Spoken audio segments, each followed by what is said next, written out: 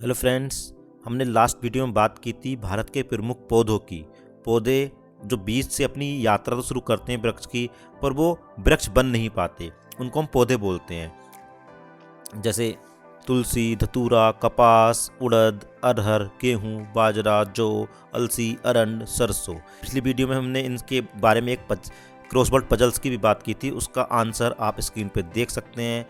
Crossword puzzles को भी आप यहाँ देख सकते हैं, जिसको आप बच्चों के साथ उपयोग कर सकते, खेल खेल में सीख भी सकते हैं।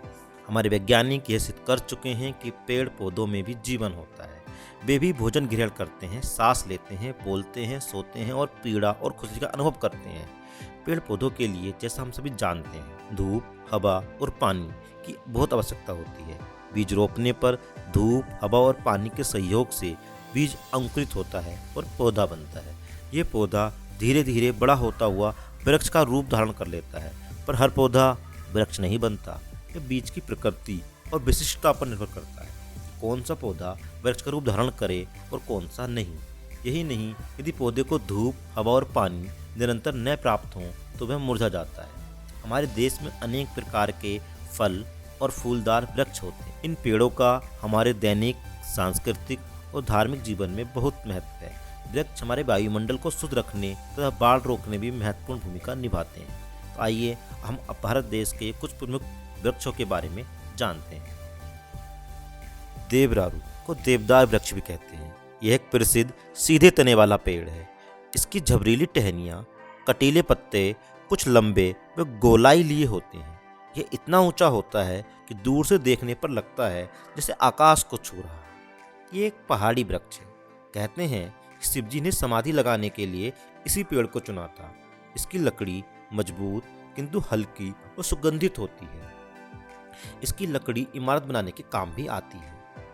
इसके अतिरिक्त जिन वृक्षों की लकड़ी इमारत बनाने के काम आती है, उनमें मुख्य हैं सागौन, शीशम, चीड़ और केल। सागौन को साल वृक्ष भी कहते हैं। शीशम और सागौन की लकड़ी इतनी सुंदर और मजबूत होती है कि इनसे मेज, कुर्सी यानी फर्नीचर बनाया जाता है। ये लकड़ियाँ महंगी भी बहुत हैं। इनकी तुलना में केल की लकड़ी सस्ती और हल्की होती है। चीड़ के पेड़ की लकड़ी चिकनी और नरम होती है। इसकी लकड़ी से इमारत बनाने के अतिरिक्त संदूक और पेटियाँ भी बनती हैं, बल्कि इसकी लकड़ी पेटियाँ बनाने के ही अधिक काम आती है। इसकी लकड़ी से तेल भी निकाला जाता है, जो तारपीन या ताड़पीन के तेल के नाम से प्रसिद्ध है। ब्रोजा नाम का गोंद भी इसी से बनता है। श्री शीशम की तरह का लंबा ऊंचा पेड़ है। चिनार भी एक प्रकार का बड़ा पेड़ है। सरो एक प्रकार का सीधा छतनार पेड़ है, जो अधिकतर बागीचे की शोभा के लिए लगाया जाता है। अशोक वृक्ष की पत्तियां कटी कटी सी होती हैं। कहते हैं जब सीता जी को रावण की लंका में रहना पड़ा था, तो वे अशोक वृक्ष के नीचे ही बैठी रहती थीं। अशोक वृक्ष अत्यंत शुभ माना जाता है, इसलिए शुभ कार्यों में इसके पत्तों की बंधन बार बनाई जाती है और इसके पत्तों की पूजा होती है। बरगद पीपल जाति का एक बड़ा वृक्ष है।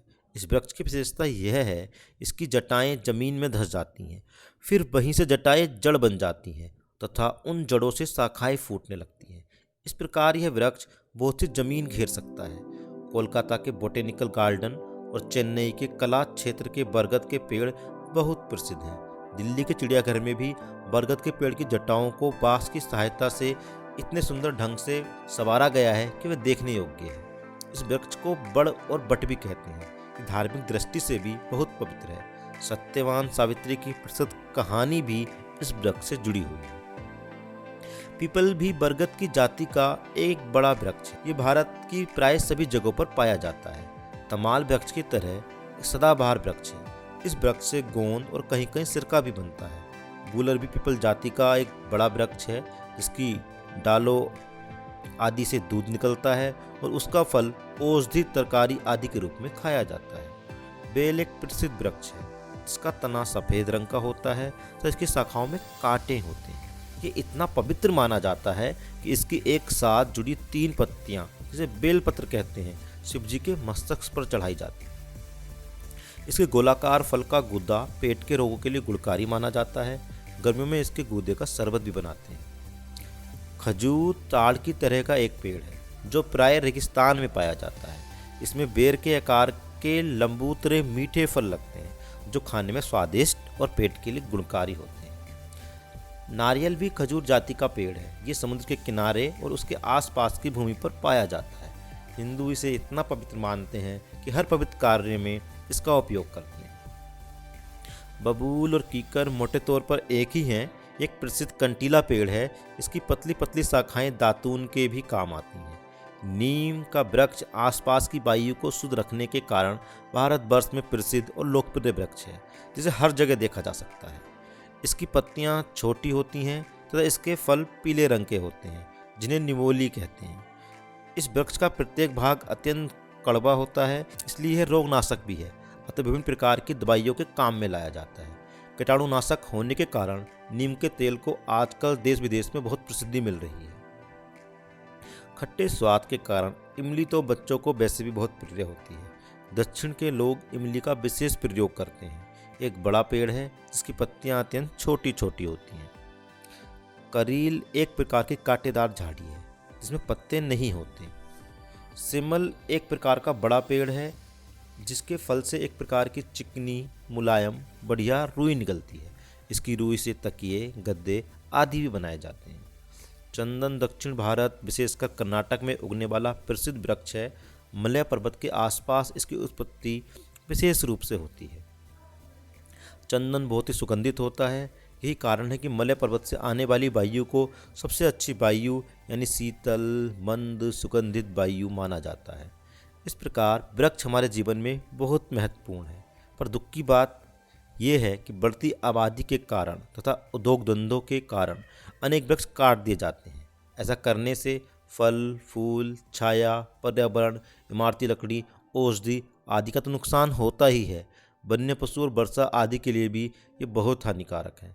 हमें अगर अपना अस्तित्व बचाना है तो हमें इन वृक्षों के अस्तित्व को बचाना होगा। ज़रूरत है हमें अपने लालच पर अंकुश लगाने की, और अगर मानव सभ्यता को लंबे समय तक जीवित रखना है तो हमें वृक्षों को जीवित रखने को सोचना होगा। वृक्ष हैं तो हम हैं। फ्रेंड्स, आज की वीडियो आपको अच्छी लगी होगी और ज़रूर कुछ नई जानकारी आपको सीखने को मिली होगी। बच्चों के साथ ज़रूर इसे साझा करें, शेयर करें, जिससे बच्चे हमारे आसपास के पेड़ों के बारे में जानें और उनकी जिज्ञासा बढ़े, वो और जानने के लिए उत्सुक हों। हमारे चैनल कीजिए सब्सक्राइब, नोटिफिकेशन को बेल को ऑन, जिससे कि इस तरह की लेटेस्ट वीडियो आप तक पहुँचती रहे और सीखने सिखाने की हमारी अनवरत यात्रा चलती रहे। तो फ्रेंड्स, मिलते हैं अगले वीडियो में इसी तरह की इंटरेस्टिंग जानकारी के साथ। तब तक के लिए नमस्कार, जय हिंद, जय भारत।